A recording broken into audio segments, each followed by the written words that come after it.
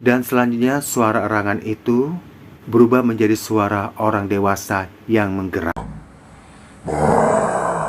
Iya kalian semua.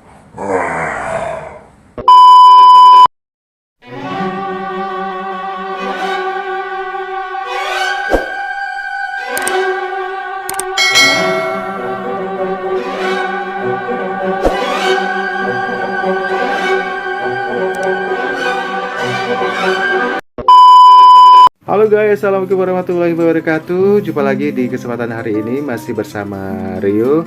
Nah, untuk hari ini saya akan membawakan satu cerita lagi nih. Mungkin cerita ini pernah kalian dengar atau juga pernah kalian alami gitu ya. Siapa tahu dari salah satu kalian pernah alami cerita semacam ini. Oke, jangan kemana-mana, tetaplah terus di sini dan jangan lupa untuk subscribe, like, comment, and share.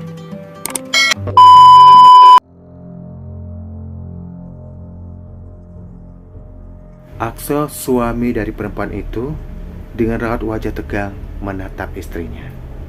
Kita mulai sekarang, Bu. Ia berkata lirih.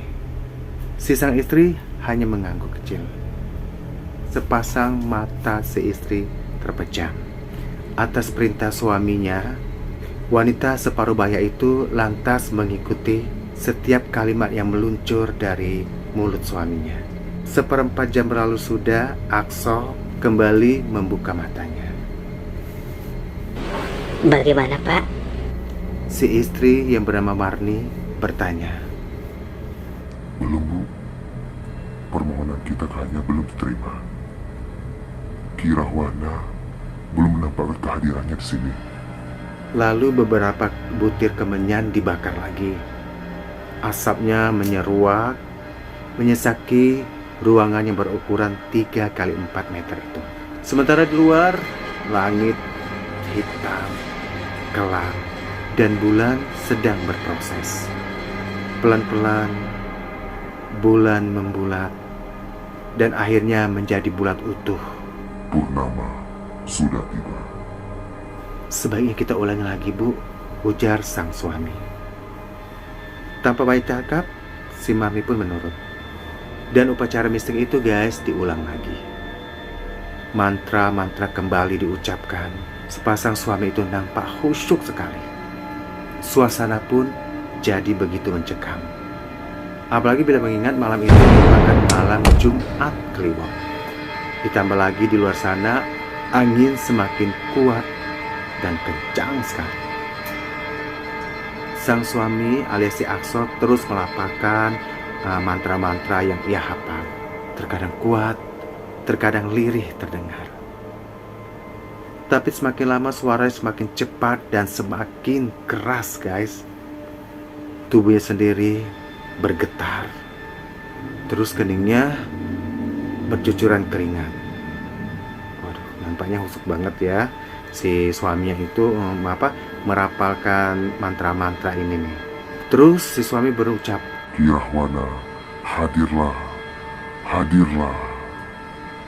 Selesai berucap itu, tiba-tiba ruangan guys menjadi sangat gelap gulita. Lampu minyak yang di dinding itu padam sendiri. Bukan karena ditiup angin, tapi ditiup oleh sesuatu yang sangat gaib tentunya ya. Yang ditunggu telah datang, bisik sang suami dalam hati. Si Akso ini mencoba untuk bersikap tenang walaupun di dalam hatinya berkecamuk, kebat-kebit, berdebar-debar. Terutama bila ingat si istrinya ini kan, si Marni ini belum pernah melakukan hal-hal yang seperti ini ya. Jadi ia begitu takutlah itu melihat istrinya bagaimana. Tetapi dilihatnya untungnya si istri ini alias si Marni ini kelihatannya lebih tenang gitu ya. Ia mencoba mengikuti irama permainan yang dilakukan oleh suaminya ini. Hanya saja ia tidak berani membuka matanya seperti suaminya. Ia menjem aja karena takut suasana yang mencekam ini. Lama-lama si Akso seperti mendengar suara, seperti ada yang membisikkan. Entah apa dia nggak tahu. Tapi cepat-cepat ia menghidupkan lagi lampu minyak ya yang ada di atas meja persembahan itu. Ternyata guys, dua mangkuk yang berisi darah segar itu ternyata udah kosong. Si istri ini, si Mari ini sempat heran. shock gitu dengan apa yang terjadi. Terus keduanya saling berpandangan dan saling melihat, terus mereka saling tersenyum. Setelah itu sang suami, ya tahulah ya, menggauli sang istrinya di malam itu. Sampai akhirnya pada puncaknya si suami itu terbaring di samping istrinya si Marni itu. Samar-samar sosok bayangan hitam melesat dari kedua tubuh tersebut. Siapakah bayangan hitam itu? Satu persatu tamu meninggalkan rumah besar itu.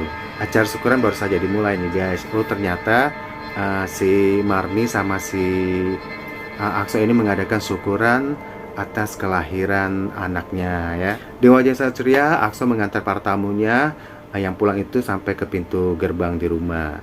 Dan si Akso tak lupa mengucapkan terima kasih atas kehadiran mereka yang telah sudi untuk hadir ke rumahnya dalam acara syukuran tersebut. Tapi guys,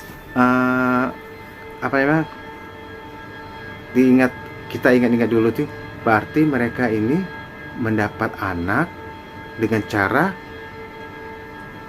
bersekutu dengan iblis ya.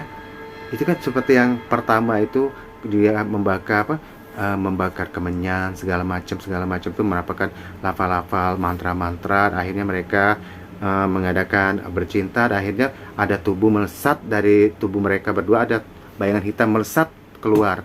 Nah itu apa? Oh berarti mereka ini sedang waktu itu melakukan atau juga ingin mendapatkan anak dengan cara yaitu tadi memuja si iblis itu ya.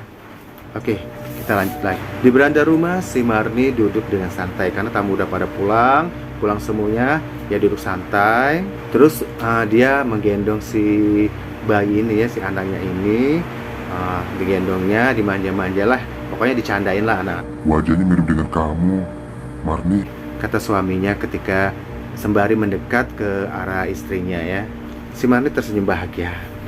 Aduh, siapa sangka ya Pak, akhirnya kita punya anak juga, kata sang istri kepada sang suami. Ya siapa sangka, yang penting kita sudah berusaha ya Bu ya. Marni terlihat dingin. Hati mulai tercekam. Ingatannya bagaimana cara ia memperoleh anak tersebut. Tapi aku lagi ngerti Pak dengan anak kita ini. Kok di seputar matanya ada warna kemerah-merahan seperti itu Pak? Mendengar pertanyaan itu, wajah sang suami menjadi pias. Senyumnya kemudian terlihat seperti dipaksakan. Ya namanya setiap anak yang lahir di dunia ini kan selalu mempunyai tanda lahir. Itu seperti tetangga kita nih, anaknya kan ada warna hitam di punggungnya, itu mungkin tanda lahir. Siapa tahu anak kita ini besar nanti tanda yang merah-merah ini bisa hilang itu, mungkin itu kan tanda lahir. Sang suami berusaha untuk meredakan kegalauan sang istrinya.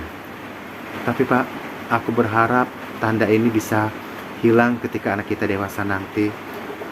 Ya, aku juga berharap begitu Bu, kata sang suami lirih.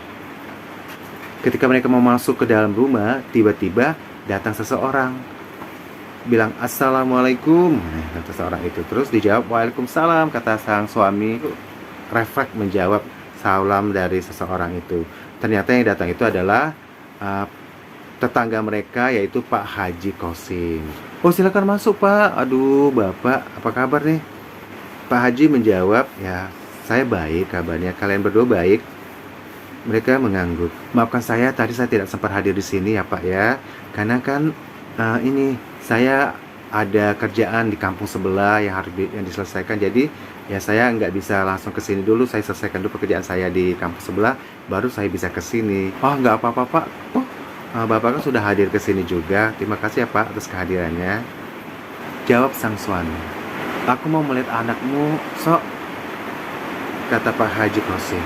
Oh silakan Pak Haji, minta doanya Pak Haji ya, semoga anak saya ini sehat-sehat selalu ya. Akan tetapi sesuatu terjadi. Ketika Pak Haji melihat anak kecil itu dan anak kecil itu melihat Pak Haji, ia meraung hebat. Dia menangis kuat sekali sekencang-kencangnya. Tubuh mungil itu meronta-ronta seperti kesetanan. Usaha Marni untuk menghentikan si sang anak ini sia-sia saja, karena anaknya itu gimana ya, kalau kita menggendong anak terus meronta-ronta, minta turun segala macam, itu tentu kewalahannya sebagai sang ibu ya. Kedua mata sang bayi itu memandang Pak Haji Kosim dengan sangat jalang, seolah-olah anak kecil itu menaruh semacam kebencian tuh kepada Pak Haji Kosim. Nah loh, kenapa ya? Kening Pak Haji Kosim berkerut tanpa berkata-kata. Dia langsung duduk lagi di kursi. Aneh sekali, gumam Pak Haji Lere. Apa yang Bapak katakan? Tanya Akso dengan heran. Pak Haji Kosim coba-coba menggelak. Enggak ada apa-apa Akso, enggak ada apa-apa. Udahlah, lupakan aja. Putramu ganteng sekali ya. Terus namanya siapa, So? Namanya Randu, Pak. Nama yang bagus ya, Randu. Oh ya Pak Haji, silakan diminum kopinya. Ntar kopinya jadi dingin lagi. Oh ya, makasih So, makasih. Selesai meneguk kopi, Pak Haji Kosim lalu berpamitan untuk pulang. Aku pulang dulu ya So ya. Terus kalau ada sesuatu yang terjadi dengan anak kamu, ya kamu jangan lupa untuk hubungin aku ya. Salamnya buat Marni. Semoga sehat-sehat selalu mereka berdua. Aku pulang dulu ya So. Assalamualaikum. Waalaikumsalam Pak, jawab Akso sambil mengantar Pak Haji keluar dari gerbang pintu rumahnya ya. Malam itu cuaca agak mendung, langit terlihat hitam. Di ruang tamu, Akso sedang berkumpul dengan keluarganya. Makan malam baru saja selesai dan Mbok Surti baru saja beres-beres dan juga sekarang berada di dapur untuk mencuci piring. Lalu sang istri berkata, Pak, anak kita ini aneh ya. Aku mau nenenin dia, kok dia nggak mau. Si Akso masih sibuk dengan catatan-catatannya. Ya udah, mungkin dia belum terbiasa si Mar. Mungkin dia belum terbiasa dengan air susumu. Loh Bapak ini aneh. Semenjak ia brojol dari rahimku ya, tentunya ia butuh susu lah. Aneh, benar-benar aneh anak ini. Akso diam saja, diteruskan kembali pekerjaannya. Ia sibuk mencatat angka-angka, karena pada hari itu ia banyak menerima setoran uang hasil penjualan padi dan juga cengkeh milik dia. Oh, dia ini punya usaha, yaitu sawah ya, penjualan padi dan juga usaha cengkeh gitu. Dari dapur, Simbok membawakan 2 wedang jahe dan disuguhkan kepada majikannya. Lalu ia kembali beres-beres ke dapur. Hujan gerimis mulai turun.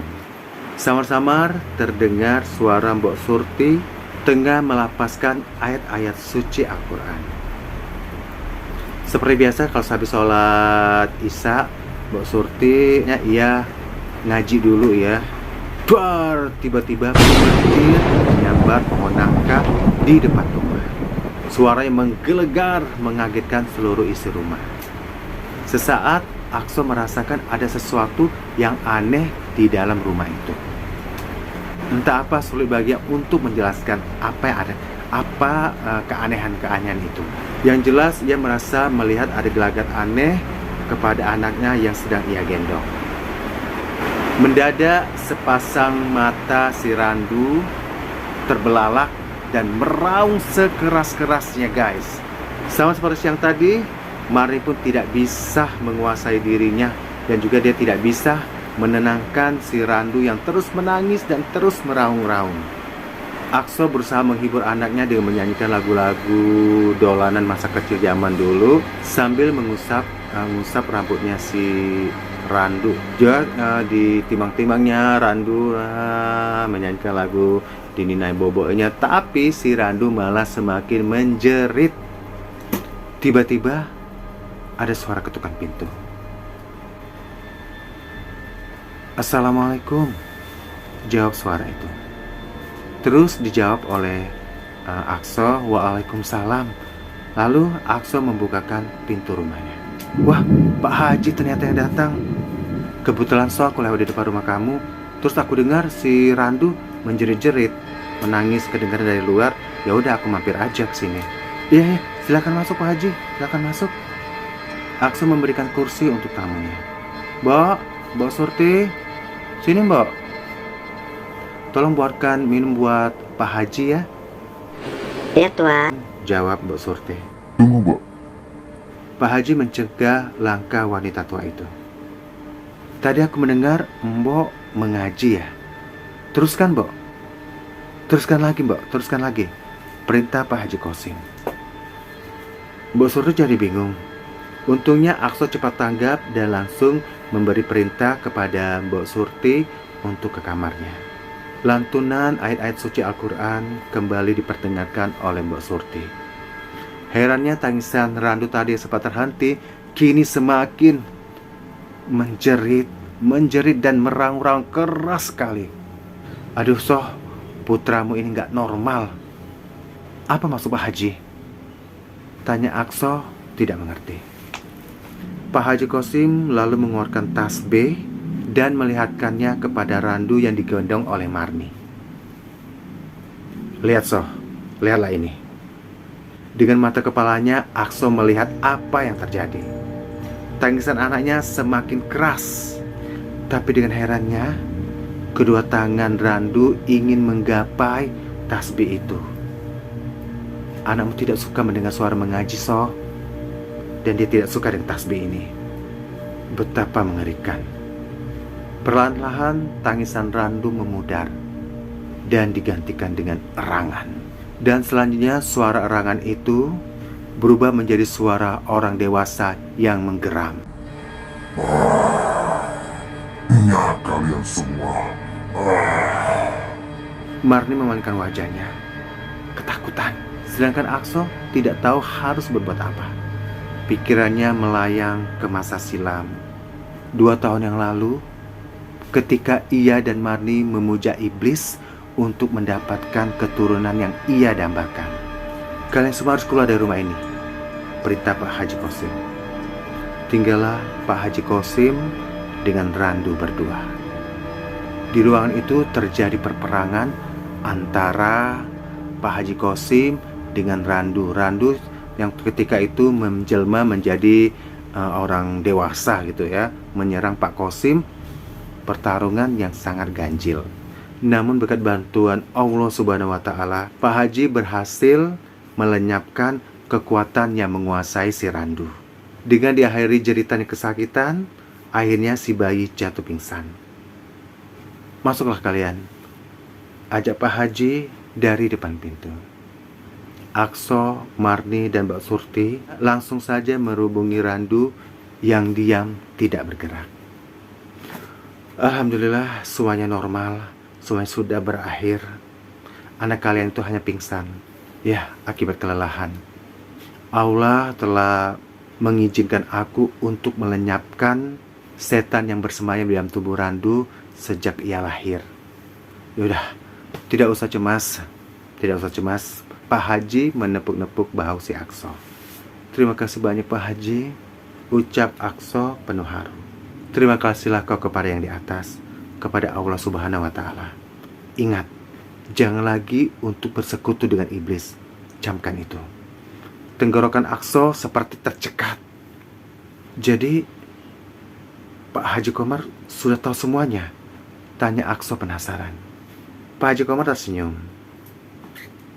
Hanya Allah yang tahu kenapa aku bisa tahu ketika 2 tahun yang lalu kalian berhubungan dengan nama iblis. Dan Allah juga tahu apa yang terjadi di sini sehingga menuntunku untuk ke sini. Ya udah, permisi, aku pulang dulu. Assalamualaikum. Setelah menjawab salam, Akso hanya bisa tercenung, memikirkan dan merenungkan ucapan dari Pak Haji Komar. Ternyata kekuatan Allah itu di atas segalanya. Oke guys, itu tadi cerita yang intinya bahwa kalau kita minta sesuatu itu pada Allah Subhanahu wa Ta'ala, pada pencipta, bukan meminta pada yang lain. Ya, Makanya kejadiannya seperti ini. Selama mereka mendambakan anak, mintanya bukan kepada Yang Maha Pencipta, tapi minta atau menyekutukan iblis. Ya hasilnya seperti ini. Oke, semoga aja kita dijauhkan dari sifat-sifat yang seperti itu. Oke guys, untuk Anda yang punya cerita atau juga Anda yang pengen terus mendengar cerita-cerita dari channel ini, jangan lupa ya untuk selalu subscribe, like, comment, and share. Sekali lagi untuk subscribe, like, comment, and share. Oke, saya Rio undur diri. Wassalamualaikum warahmatullahi wabarakatuh. Bye-bye.